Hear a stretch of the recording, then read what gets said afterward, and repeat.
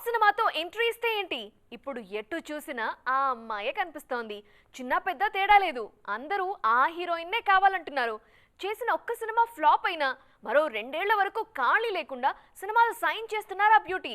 తాజాగా ఆమె ఖాతాలో మరో సెన్సేషనల్ మూవీ చేరింది. ఇంతకీ ఎవరా సుందరి? ఇండస్ట్రీలో ఒక్కోసారి ఒక్కో హీరోయిన్ టైం నడుస్తుంటుంది. ఆ సమయంలో దర్శకులు హీరోల కళ్లకు ఆ బ్యూటీ తప్ప మరొకరు కనిపించారు. హిట్లు ఫ్లాప్లతో పని లేకుండా ప్రతి సినిమాలో వాళ్లకే ఛాన్స్ ఇస్తుంటారు. ఉప్పెన తర్వాత కృతి శెట్టికి, డీజే తర్వాత పూజా హెగ్డేకు, ధమాకా తర్వాత శ్రీలీలకు ఆఫర్లు ఇచ్చినట్టు ఇప్పుడు భాగ్యశ్రీ బోర్సే వంతు.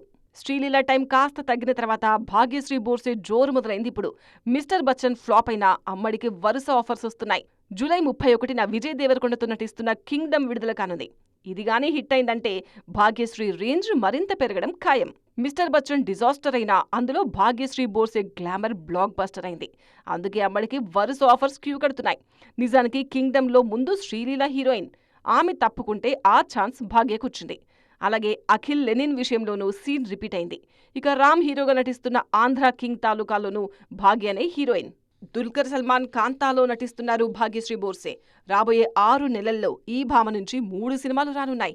ఇవన్నీ ఇలా ఉండగానే తాజాగా నాని ది ప్యారడైజ్ సినిమా కోసం భాగ్యశ్రీ పేరు పరిశీలిస్తున్నట్టు వార్తలు వినిపిస్తున్నాయి. ఒకవేళ ఇదే నిజమైతే అమ్మడి రేంజ్ మరింత పెరిగిపోయినట్టే. 2026 మార్చి 26న విడుదల కానుంది ప్యారడైజ్.